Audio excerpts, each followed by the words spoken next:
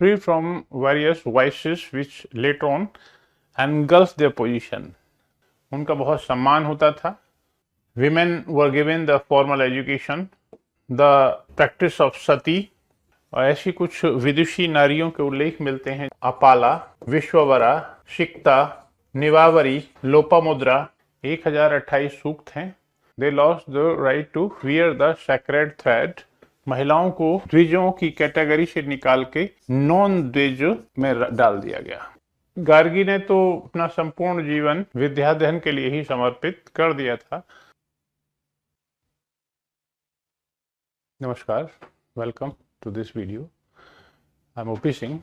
In this video, I will discuss the position of the women in the Vedic age. We know that Vedic age is classified into two segments for the facilitation of the studies of the Vedic age developments.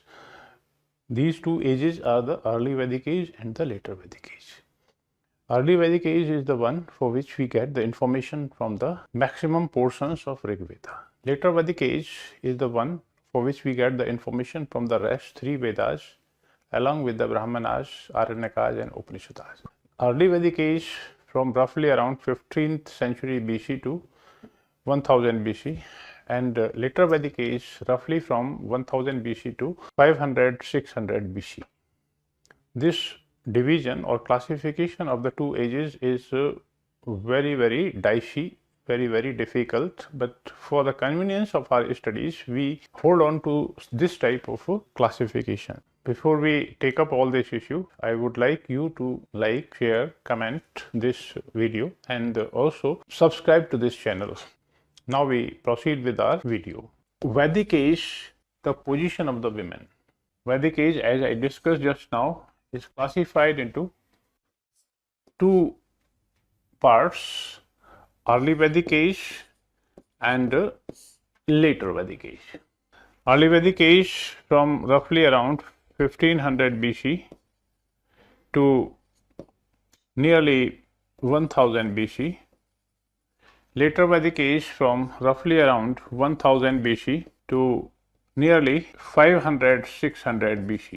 Early Vedic age is known mostly from the portions of Rig Veda. Early Vedic age के बारे में हमें ऋग वेदा से जानकारी मिलती है. सभी portion से नहीं, ऋग्वेदा के मैक्सिमम पोर्शन से हमें जानकारी मिलती है. It is well known that some portions of Rig Veda were written quite late. उनका कंपोजिशन काफ़ी लेट हुआ था और कुछ का कंपोजिशन तो 1000 BC के बाद हुआ था. लेटर वैदिक एज की जानकारी हमें मिलती है थ्री वेदास. तीन वेद कौन से हैं? थ्री वेदास में यजुर्वेद, सामवेद एंड अथर्ववेद आ जाते हैं. ब्राह्मणास, आरण्यकास और फिर उपनिषदास. तो ये लेटर वैदिक लिटरेचर है और ये है अर्ली वैदिक एज का लिटरेचर. पॉइंट है आज डिस्कशन का, जो इशू है वो है position of women in the Vedic age and the transition in the position of the women. Early Vedic age the women were sufficiently independent in their movement. वो घूम फिर सकती थी, आ जा सकती थी कहीं भी किसी रिस्ट्रिक्शंस के बिना. तो उनका मूवमेंट आबादित नहीं था. They were free to move anywhere in the country. They were free to select their life partner. Selection of उसमें उन्हें काफ़ी स्वतंत्रता थी. और तीसरी बात यह है कि they were free from various vices which later on engulfed their position. महिलाएं उन बहुत सारी बातों से मुक्त थीं जो कि बाद में उनके साथ जुड़ गई थी, जैसे चाइल्ड मैरिज नहीं थी. Women were given the formal education. उन्हें फॉर्मल एजुकेशन का राइट था. Women were free from the practice of सती. सती से भी फ्री थी, आज़ाद थी वो. They were free from polygamy. This underlines their secure position. Women as the mother, as the wife, as the daughter were highly respected in the society. उनका बहुत सम्मान होता था क्योंकि ये जो सोसाइटी है वैदिक एज की, ये पैट्रियार्किकल और पैट्रिलिनियल है, यानी पितृ वंशात्मक और पितृ सत्तात्मक है। तो ऐसी सोसाइटी में definitely there was a little difference between two genders. जो बर्थ था सन का, पुत्र जन्म के समय सेलिब्रेशन किया जाता था। पुत्री के जन्म के समय सेलिब्रेशन तो नहीं होता था, but once they were born they were accepted and they were given good care. हाँ, डिफरेंस यहाँ पे ये झलकता है कि एक जगह ऋग्वेद में लिखा हुआ है, जो दुहिता है, पुत्री है, उसको सुरा और पांसा के साथ इक्वेट किया गया। सुरा मीन्स वाइन और पांसा मीन्स डाइस, यानी जुए के साथ उनको समीकृत किया गया है। इसका मतलब है कि women were indicated as just one of the three important vices, समाज की 3 बुराइयों में से एक स्त्रियों के लिए इस्तेमाल किया गया है। स्त्रियों के खिलाफ कुछ क्राइम भी होते थे। मात्र सत्तात्मक समाजों की भी हमें जानकारी मिलती है। लेकिन कुल मिला के हम देखें तो महिलाओं की पोजीशन इतनी खराब नहीं थी। महिलाओं को काफ़ी शिक्षा मिलती थी। सम women were known to be the composer of the वैदिक लिटरेचर। कुछ महिलाएं तो वैदिक साहित्य की रचना भी उन्होंने की थी। और ऐसी कुछ विदुषी नारियों के उल्लेख मिलते हैं, जैसे घोषा, अपाला, विश्ववरा, शिक्ता, निवावरी, लोपामुद्रा। इनके बारे में कहा जाता है कि इन महिलाओं ने वैदिक सूक्तों की रचना भी की थी। ऋग्वेद में 1028 सूक्त हैं। उनमें से कुछ सूक्त इन विदुषी नारियों के लिए भी समर्पित हैं। Now we come to take up the position of the women in the later Vedic age. Later Vedic age में उनकी पोजीशन में थोड़ा सा चेंज आया था। वो चेंज क्या था?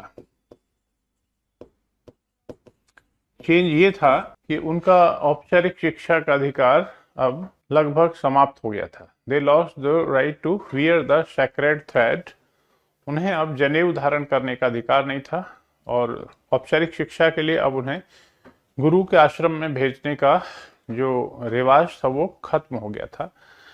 यहाँ पे एक बात कहना चाहता हूँ कि किसी भी वर्ग के लिए, चाहे वो महिलाएं हों चाहे दलित हों, उनके लिए शिक्षा के द्वार आप बंद कर देंगे तो उनका जो व्यक्तित्व का विकास है वो वहीं पे अवरुद्ध हो जाएगा और बहुत तरह की बीमारियां, बुराइयां उनके वर्ग के साथ क्रमिक तौर पर कालांतर में जुड़ती चली जाएंगी। यही महिलाओं के साथ हुआ। महिलाओं को द्विजों की कैटेगरी से निकाल के नॉन द्विज में डाल दिया गया। नॉन द्विज कौन थे? नॉन द्विज में एक तो महिलाएं आ जाती, स्त्रियां आ जाती हैं, और दूसरे नॉन द्विज में आ जाते थे शूद्र।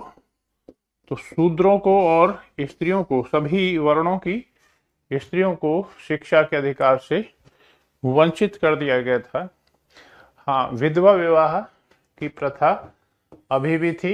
विधवा विवाह का एक स्वरूप नियोग कहा जाता था। अभी भी सती प्रथा समाज में नहीं थी।